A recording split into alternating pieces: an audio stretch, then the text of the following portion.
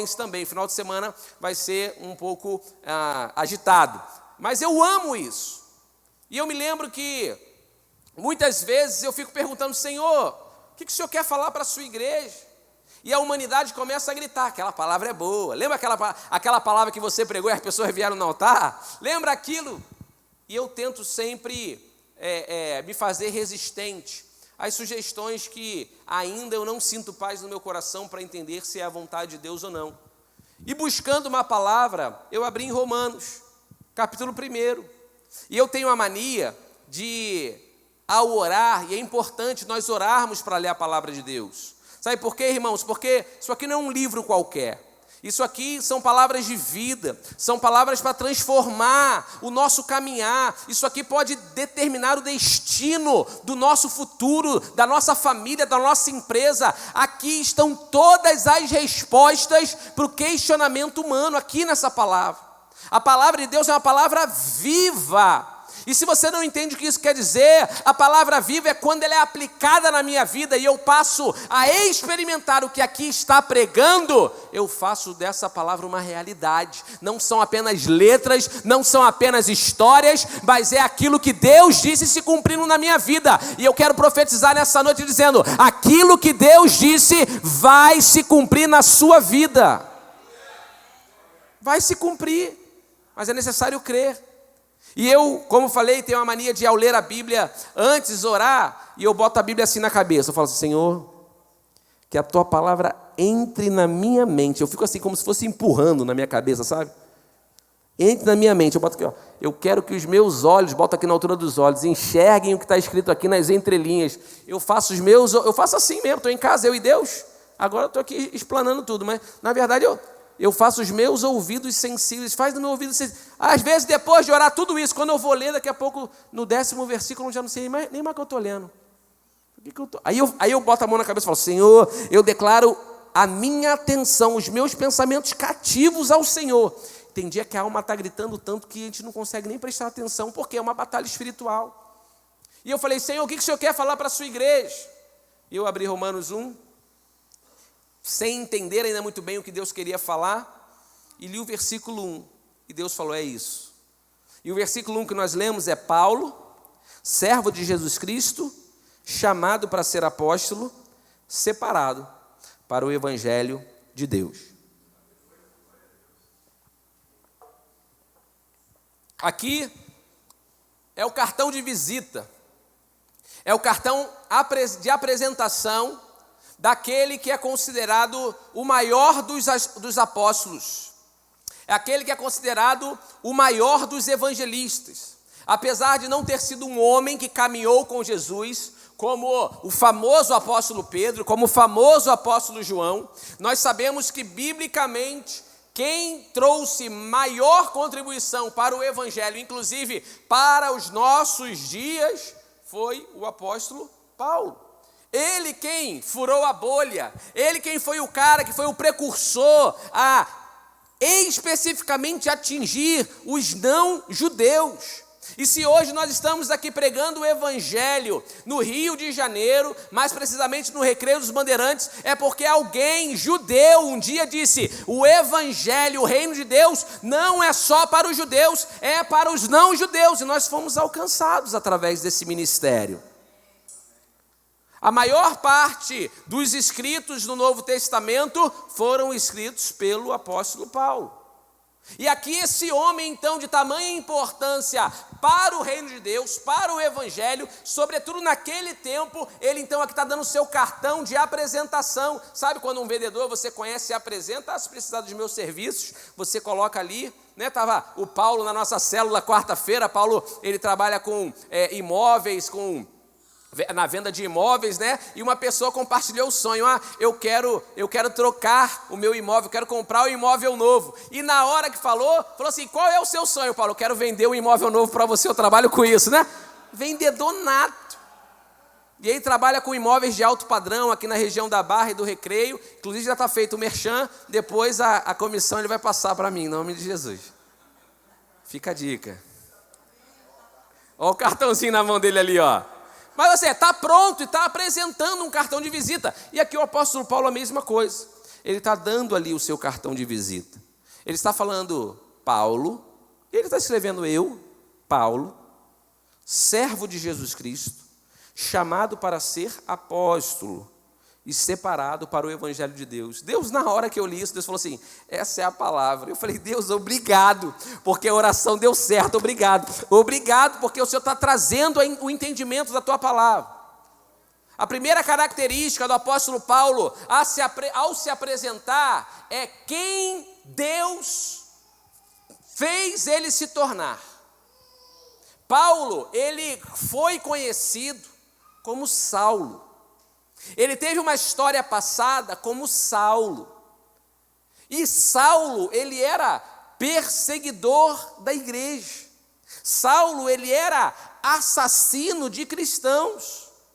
A gente não vê na história bíblica Saulo necessariamente matando cristãos com as próprias mãos, é verdade, mas era ele quem tinha autoridade para mandar prender ou mandar matar, visto que em Atos capítulo 8, na morte de Estevão, a Bíblia fala que aqueles que mataram Estevão depositavam as suas túnicas, as suas capas aos pés, a Bíblia fala, do jovem Saulo. Era Saulo ali o responsável. E quando Deus se apresenta a ele, quando ele está a caminho de Damasco, a Bíblia fala que Deus o chama: Saulo, Saulo, por que me persegues?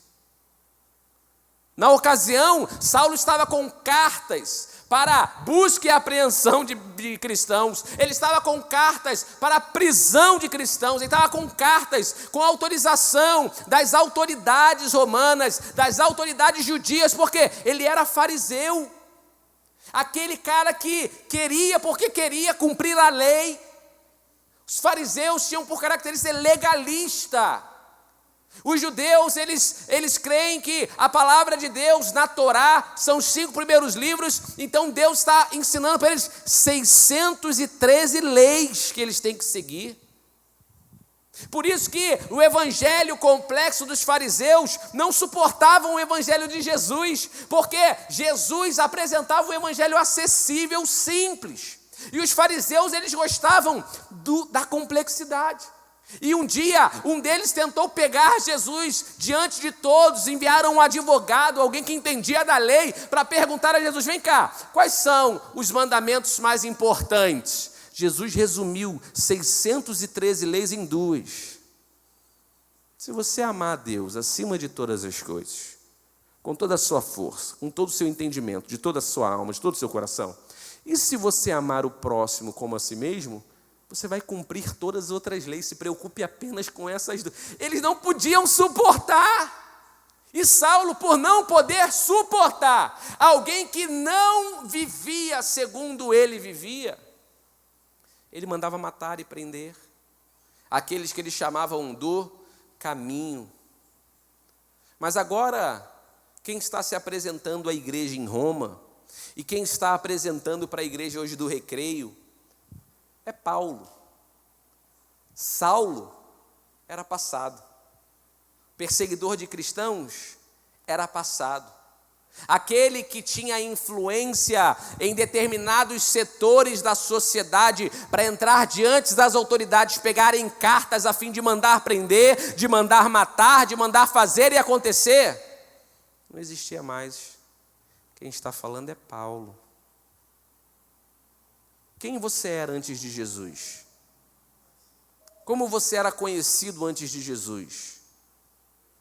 O pegador, aquele que bebia todas e era forte na bebida, nunca caía. Você era aquele que era conhecido porque era o melhor contador de histórias, um mentiroso. Você era conhecida porque você era aquela mulher empoderada que não se submetia a ninguém nem a nada e que batia em todo mundo e que ninguém era contra.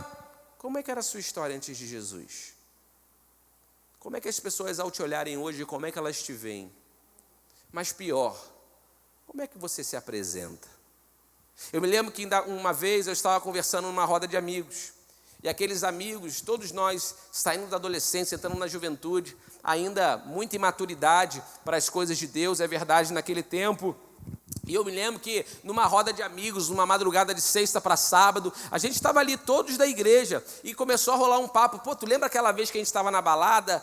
Os caras comentando, né? Eu nunca vivi essa experiência, mas eles estavam contando, caramba, que... Aí começaram a contar. No meio que eles estavam contando, aquilo foi se tornando uma piada. Eles foram rindo, caramba, aquela doideira, não acredito. E eles foram lembrando, sabe quando a pessoa vai lembrando mais coisa. Daqui a pouco, um dos que estavam conosco, mais novo convertido do que os outros que estavam ali contando, e todo mundo estava rindo, eu estava rindo também. Eu estava me divertindo com aquelas histórias. E aí aquela história foi gatilho para um daqueles jovens lembrar de uma coisa que ele tinha vivido. Ele falou, cara, vocês não sabem da maior, vocês estão falando aí? Eu estou lembrando de uma vez que... E ele parou. E ele falou assim, é melhor nem comentar porque eu acabei de lembrar e o meu coração se entristeceu, eu não tenho prazer em lembrar do que eu fazia. Gente, na hora, os outros ficaram tudo pecador, assim, tipo... E você já conhece pessoas, já conheceu pessoas que contam do passado com orgulho? Não, porque tu não sabe como é que eu era. Enche o peito, eu era sinistrão, eu fazia, acontecia, com uma alegria. Paulo está dizendo, Saulo morreu. Quem fala para vocês aqui é um novo homem. Nasci de novo. A minha história agora é outra. Quando lembrarem de mim, vão saber que um dia existiu Saulo, é verdade. Mas quem foi relevante na presença do Senhor foi Paulo. Eu quero que vocês me conheçam como apóstolo Paulo, como servo Paulo, como pastor Paulo, como missionário Paulo. Esquece Saulo.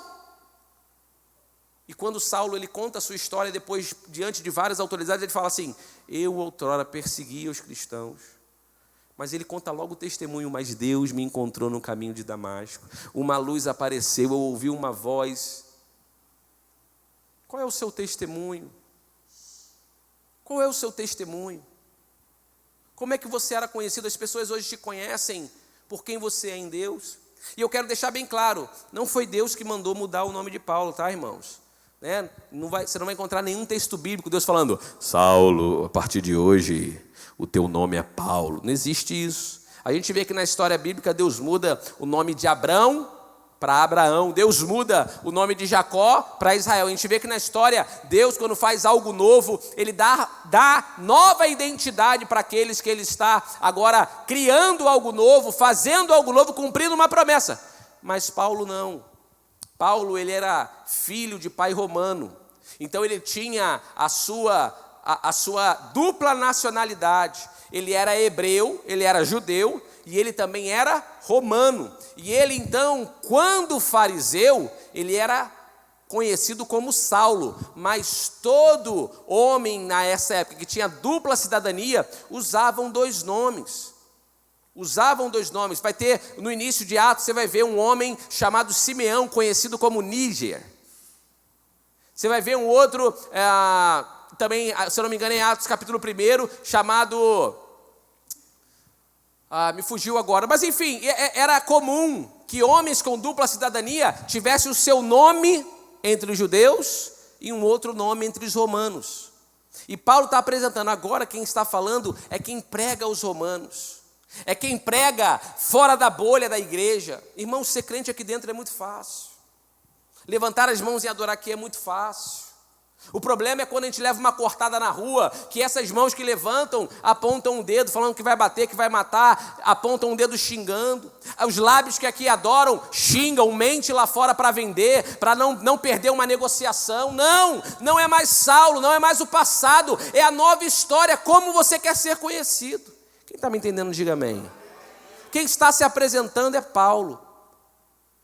E no 3, você vai falar o seu nome para eu saber. 1, 2, 3. Olha aí que benção, muito prazer, Adiel. Você sabia que 80% das pessoas não gostam de ser chamadas pelo nome que receberam? Isso é um dado estatístico, 80% das pessoas não gostam. Elas preferem um apelido, elas preferem um segundo nome. Eu, por exemplo, me chamo Adiel Amadeu. Meu pai botou o nome dele em mim. E eu não gostava do meu nome quando eu era criança. Não posso falar quando eu era menor. Quando eu era criança.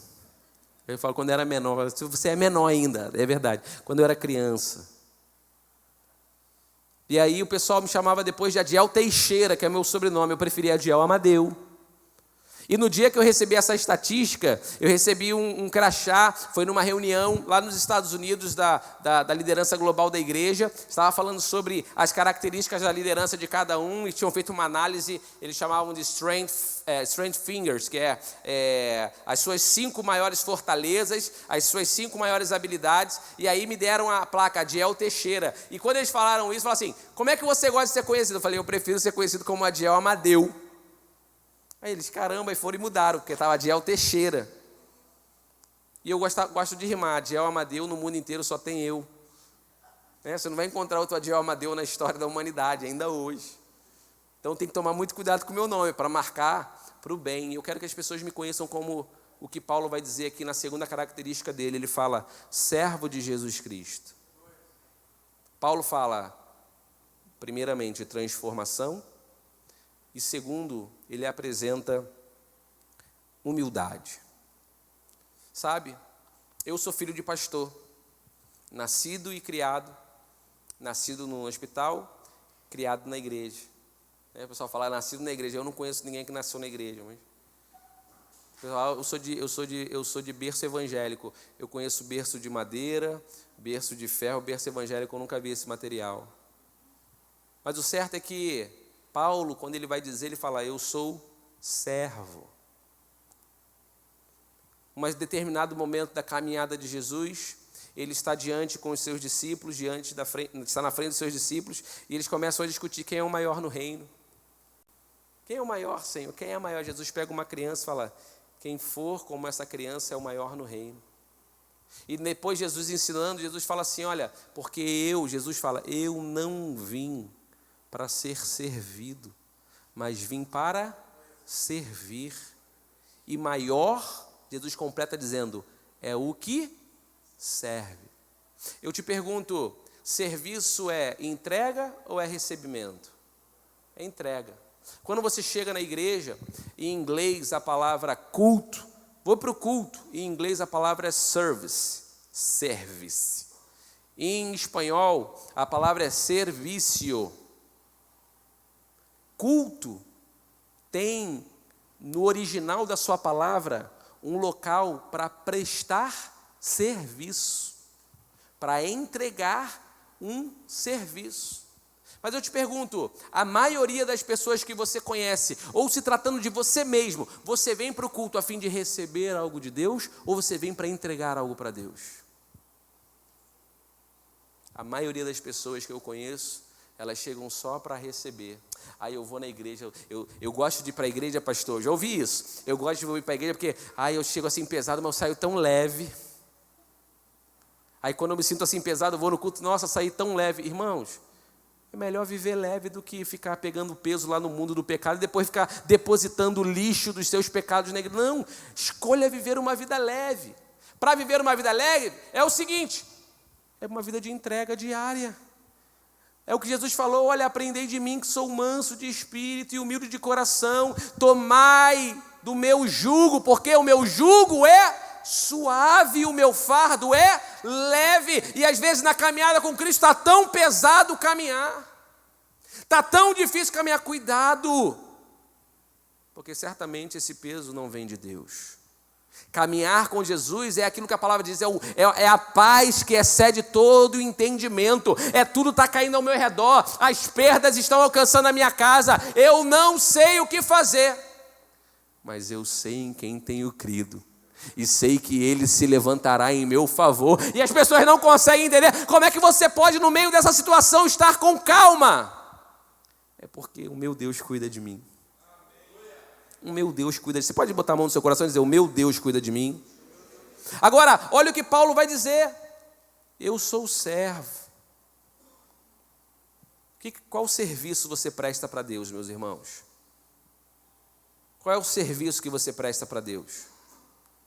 Você quer que Deus faça e aconteça na sua vida. Eu também quero que Ele faça e aconteça na sua vida, assim como eu quero que Ele faça e aconteça na minha vida. Beleza, eu quero que Ele me dê, eu quero que Ele faça acontecer. A pergunta é, o que você faz acontecer para Ele? O que no reino de Deus acontece através da sua vida? Qual é o tipo de honra que você dá a Deus com o seu corpo? Porque às vezes nem na hora do louvor, o ministro louva, levante suas mãos e adora o Senhor. Eu só faço o que o meu coração sente. Eu não sou manipulado, eu não sou... Tem gente que estupidez, ele está tentando ali te estimular a você romper na adoração, a ser livre. A gente fica com tantos julgamentos. Entramos na igreja, essa igreja eu gostei porque essa igreja é isso e aquilo. Aquela ali eu não gostei porque aquela ali é isso e aquilo. Irmãos, quando eu chego no culto é para entregar meu culto. Não é para julgar quem está fazendo isso e acontecendo, não. Lógico, eu vou acabar me congregando num lugar que eu me identifico, isso é lógico. Estou falando que não é isso. Se você se identifica com o pastor Adiel, pastor, calça rasgada, né, desse tamanho, que parou de crescer aos 12 anos, fala desse jeito, é uma coisa, beleza, vai ter gente que não vai se identificar, tudo bem, faz parte, não tem nenhum pecado nisso. Agora, já viu fiscal de igreja? Eu recebi aqui uma irmã no início da igreja. Não, porque eu tive na Batista tal um tempo, aí lá eu saí porque eu não gostei disso, aí eu fui na Assembleia de Deus não sei quanto tempo, aí lá eu também vi um negócio que eu não gostei. Na hora começou a falar umas 4 igrejas, eu falei, ele também não vai ficar aqui não. Dito e feito, não ficou não. Não fica. Fiscal de igreja, fiscal de culto. Aí o irmão deu uma palavra, no final eu falei assim, e aí, a palavra foi boa? Não, ele falou isso, mas eu anotei aqui, está errado. Aí, pessoa anotando que está... Fiscal de pregação. Irmãos, culto é entrega, mas só pode entregar quem é servo. Para ser servo tem que ser humilde. Jesus foi conhecido por ser humilde, por ser servo, voluntariamente ele se entregou. Paulo, com todas as qualificações, agora ele fala assim, eu servo. Qual serviço você tem dado para Deus? Qual talento? A parábola dos talentos, gente, me assombra essa parábola dos talentos. Sabe, porque talentos é aquilo que Deus nos dá para multiplicar. Você pode entender por talentos naturais, mas você pode entender também por dons que Deus te deu. O dom com a voz bonita, o dom com relacionamento para ficar na recepção, o dom com a internet para ficar cuidando das redes sociais da igreja, o dom para, enfim, gente, a sua igreja, entenda isso, a sua igreja, e aos visitantes que estão conosco que têm a sua igreja, entenda isso para aplicar lá em nome de Jesus. A sua igreja não pode ter falta daquilo que você é profissional. Escute isso. Eu já vivi um irmão da igreja, qual o valor? Irmão, faz esse serviço tal aqui, faço. O irmão cobrou mais caro que o ímpio. Irmão, não está errado? Não está errado. Ele pode fazer o que ele quiser. Mas o que você está fazendo para Deus? Não é a igreja, não é o pastor Adiel, não é o Paulo, não é a Jacimar, não, é para Deus. A Bíblia fala, quer comais, quer bebais, quer se vestir, faça para a glória de Deus. E as pessoas querendo ganhar. Não, porque a igreja tem dinheiro. Irmãos, ninguém está falando disso. É o que é que você está... eu já vou no domingo, eu já entrego o meu culto. Bem, mas é para receber do que para dar. O pastor fala, vamos ficar de pé para orar, não fica de pé. Vamos abrir a Bíblia, não traz nem a Bíblia. Vamos cantar, eu não gosto dessa música. O culto não é para você. O culto é para Deus, importa que Ele goste. Palavra dura, né? Mas é uma realidade ou não é, irmãos? Seja servo. Seja servo. Sirva a Deus. O propósito da vida é servir. Tem uma frase que diz, quem não serve na vida, não serve para viver.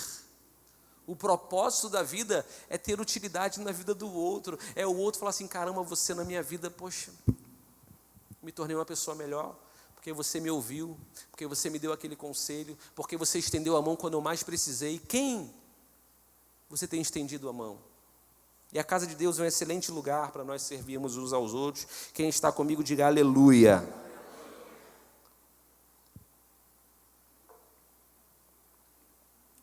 Partindo para o final aqui, ele fala as duas últimas características, ele fala chamado para ser apóstolo.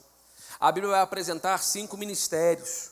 Aí vai apresentar o ministério do apóstolo, o ministério do mestre, o ministério do missionário, o ministério do evangelista e o ministério do pastor.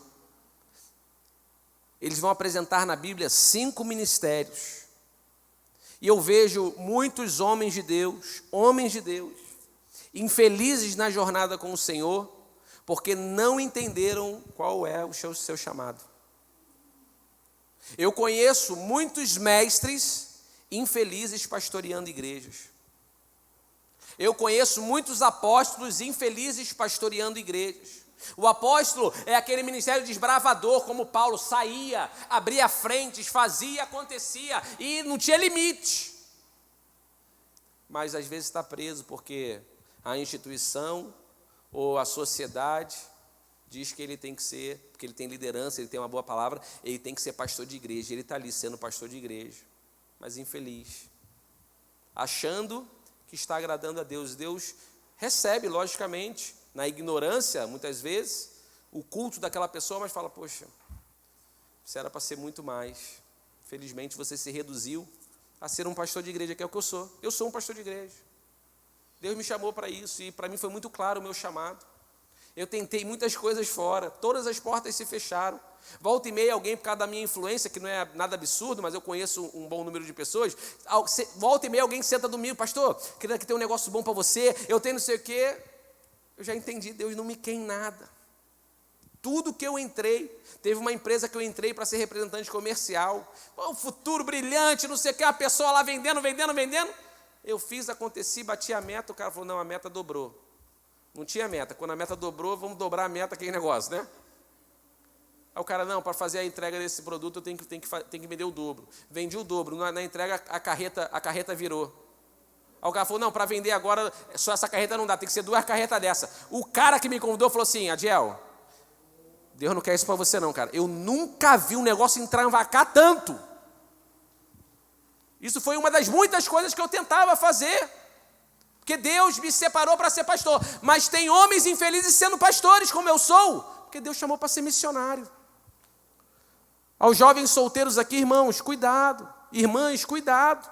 Jugo desigual não é só no mundo, não. Tem jugo desigual dentro da igreja. Eu te pergunto, se tem 2 jovens na igreja com chamado missionário, um para ser missionário na China. Não, eu tenho convicção no meu coração que Deus me chamou para a China. E o outro, eu tenho convicção no meu coração que Deus me chamou para a África.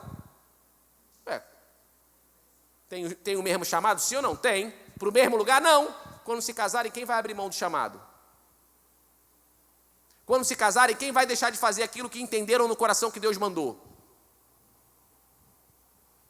E às vezes se tornam infelizes, porque estão sendo missionários na China e o coração queimando pela África. Acontece. E aqui Paulo ele vai dizer, olha, eu fui chamado para ser apóstolo. Ele não estava preocupado em ser pastor. Ele não estava preocupado em ser mestre.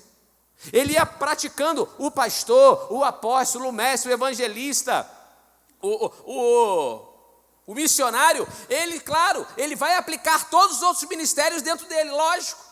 Eu não sou mestre, eu sou aquele que eu vou dar aula, eu faço apelo do final, eu tiro oferta. Se eu for dar aula de matemática, eu tiro oferta no final da aula. Porque eu sou pastor. Sem nenhum sentido pejorativo da palavra. Mas o meu negócio é compartilhar o evangelho. Eu tenho um pé muito forte ali no evangelista.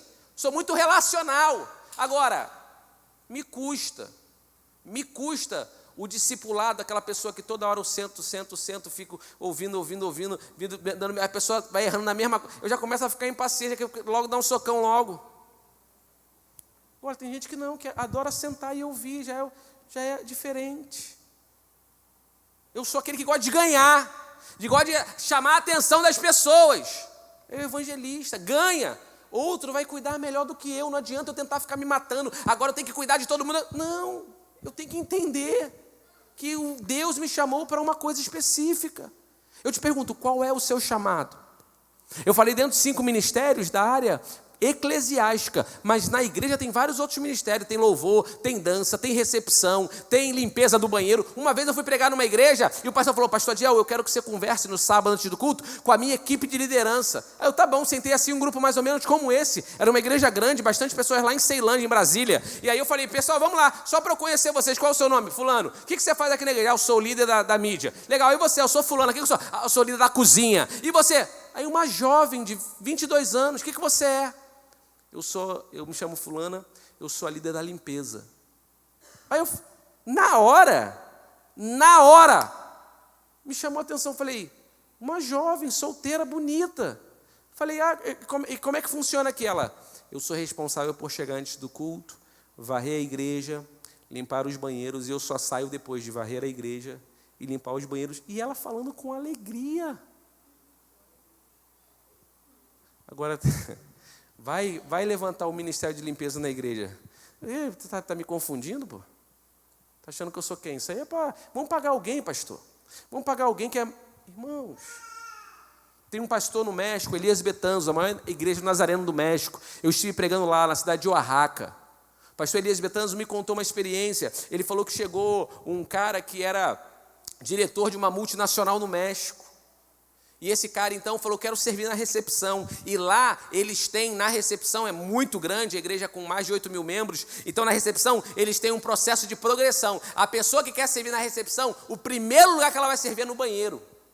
É aquela pessoa que fica com um paninho secando a pia, que fica tirando o saco, que já enche a igreja grande, o movimento é grande, já fica tirando o saco de lixo. E o pastor Elias Betanzo falou que esse irmão, querendo participar: não, eu quero, eu gosto, eu acho legal. Ele ficou escalado. Primeiro dia dele, ele chegou com um terno e gravata. O líder dele falou: fulano, me desculpa, eu acho que tem algum equívoco, porque você vai ficar no banheiro. E tem lá os que servem o pastor. Os que servem o pastor estão sempre de terno. Ele falou: não, é isso mesmo, eu vim para ficar no banheiro. Ele falou: desculpa, eu confundi, porque eu vi você bem arrumado. Ele falou assim: se para minha empresa, se para ganhar dinheiro, se para servir os homens, eu coloco a minha melhor roupa, eu vou fazer o mesmo para Deus. Onde estão esses homens e mulheres para fazer o mesmo para o Senhor?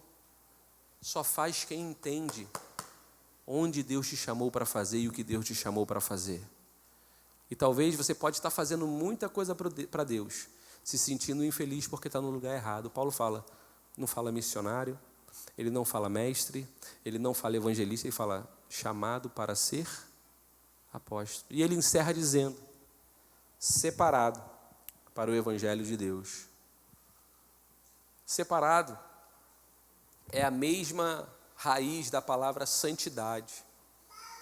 A palavra santidade, ela significa separação. Alguém que é santo não é melhor do que ninguém, não é maior do que ninguém.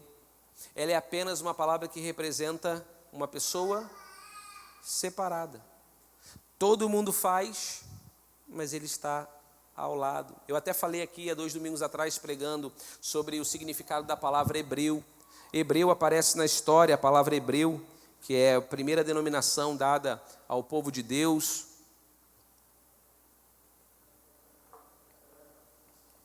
Quem é chamado de hebreu pela primeira vez na história, na Bíblia, é Abrão.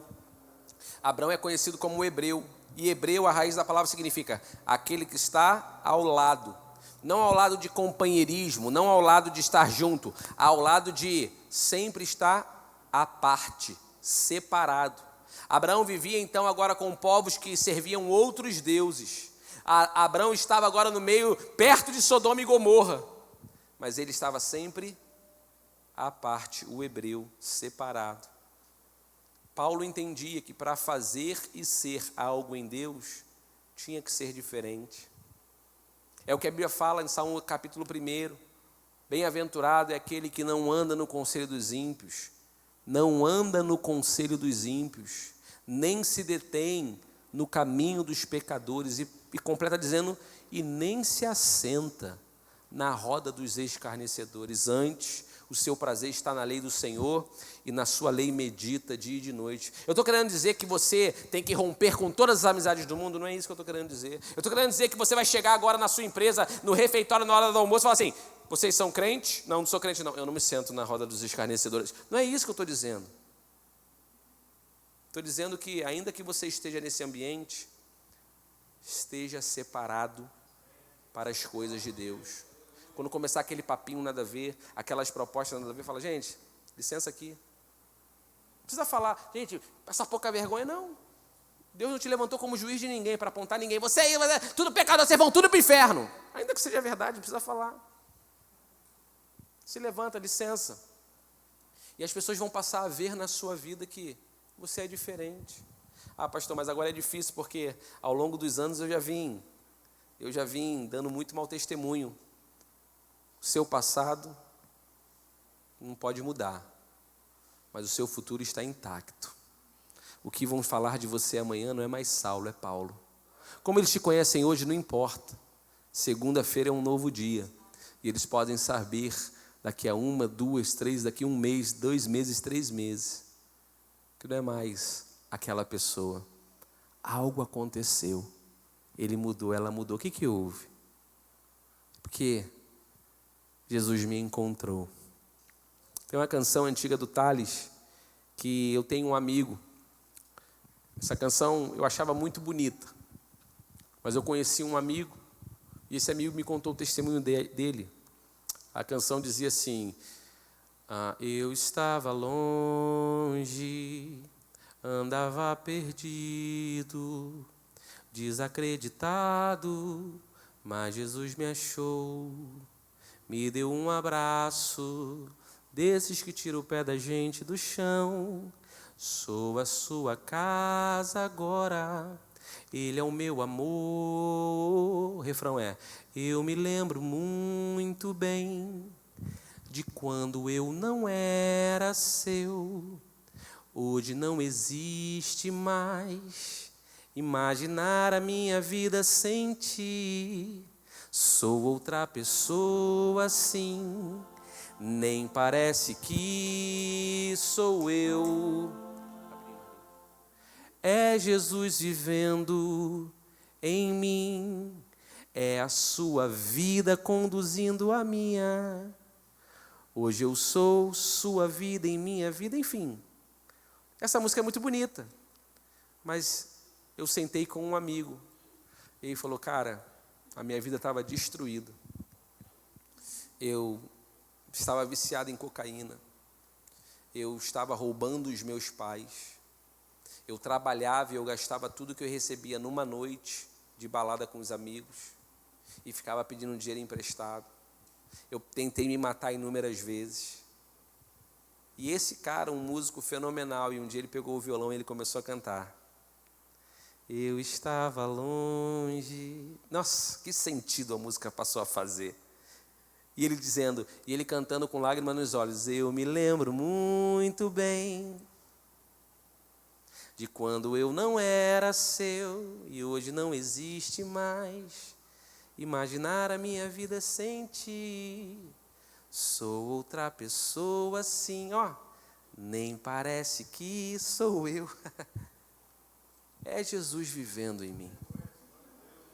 Já estou crucificado com Cristo e agora não vivo mais eu. Qual é o seu cartão de visita? Nova criatura, Paulo.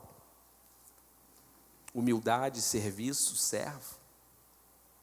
Cumprindo o propósito de Deus, chamado para ser apóstolo. E separado para o Evangelho, vivendo santidade. Ah, pastor, mas isso todo mundo faz. Essa mentirinha todo mundo conta. Desculpe, mas Jesus me encontrou. Jesus me encontrou. Ah, mas eu fazia assim, sempre fiz, a vida toda eu nasci assim, eu vou morrer assim. Aquele que está em Cristo é nova criatura. As coisas velhas se passaram, tudo se fez novo. Pode se colocar de pé no seu lugar.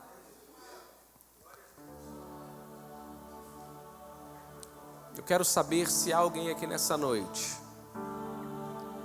que, ao ouvir essa palavra, entende que Deus tem te chamado para viver algo diferente. Sabe, Saulo estava buscando fazer a vontade de Deus. Saulo estava buscando fazer a vontade de Deus.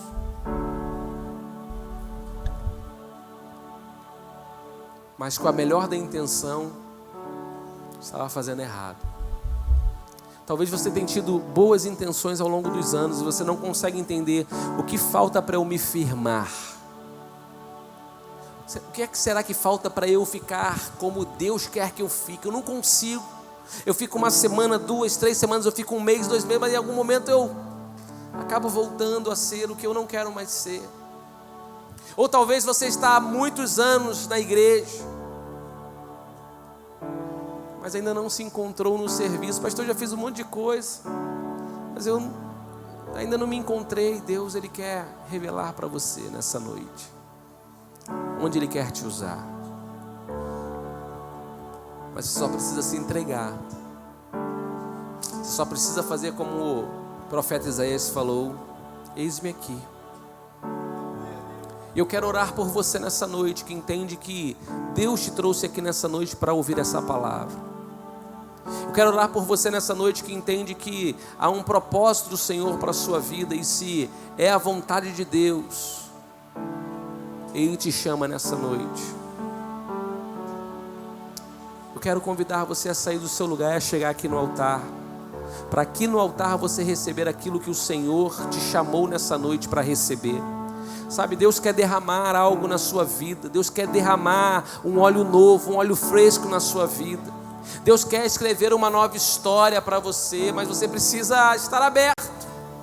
E sabe, pastor, mas eu acho que não, aqui no meu lugar Deus me ouve. Olha, há uma bênção especial no altar. Nós possuímos um altar, e esse altar é um lugar para nós entregarmos ao Senhor todas as nossas debilidades, as nossas falhas. Não precisa desligar a luz. Esse lugar é para nós entregarmos ao Senhor aquilo que é o nosso anseio. Senhor, eu quero fazer isso, eu não tenho conseguido, mas eu quero entregar ao Senhor.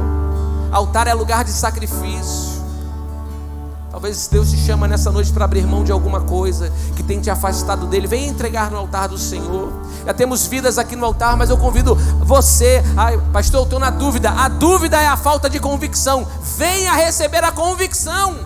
Aleluia. Que Deus te chama nessa noite para algo, e Ele quer completar a boa obra que Ele começou. Em nome de Jesus, feche seus olhos.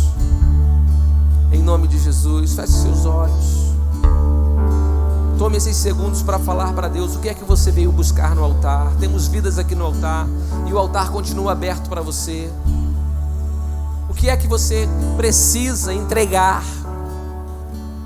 Qual é o seu novo cartão de visita que você quer que as pessoas te conheçam? Qual é o serviço que você quer prestar a Jesus? Qual é o ministério que Ele te chamou para exercer?